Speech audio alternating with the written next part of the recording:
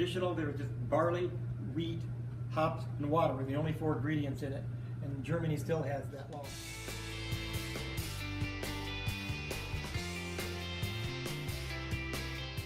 A lot of people still brew using the German ingredients laws. But you can actually use bananas. You can use just about, name any fruit, you put kiwi. Okay, about any kind of fruit. So there's a lot of different ways of doing it. There's just no one answer to that. Mostly you use historically barley malt, and we're just using that as a sugar supply. So any sugar would work, theoretically.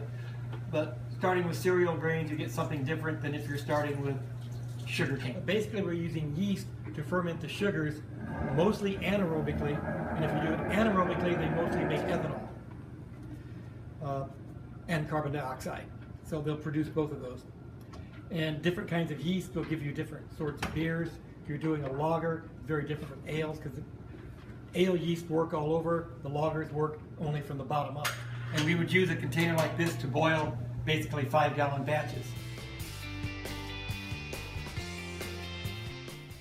Really, sanitation is potentially a problem. If you have something other than your yeast doing the fermentation, you will get other than products, especially from other bacteria. So a lot of home brewers use a lot of chlorine things. This is an iodine base. So if you're going to use this iodine base, well, make sure you have something that you don't mind staining.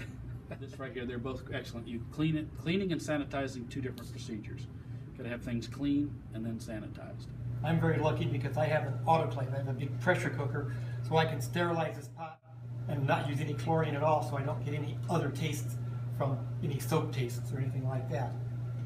I have to make sure that after I've done the boiling and I've got 5 gallons of potential product, that I cool it down enough before I add the yeast, or I will kill them.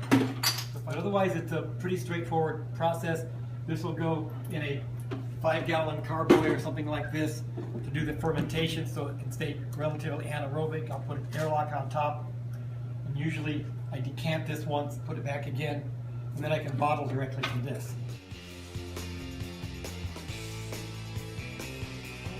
And that you can entirely determine by what ingredients you put in. Different kinds of barleys.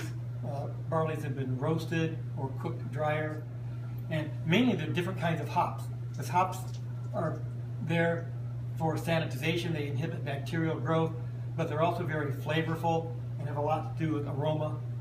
So we use different kinds of hops to do different kinds of beers. Beer probably changed the world as much as the wheel or the sail of the railroad.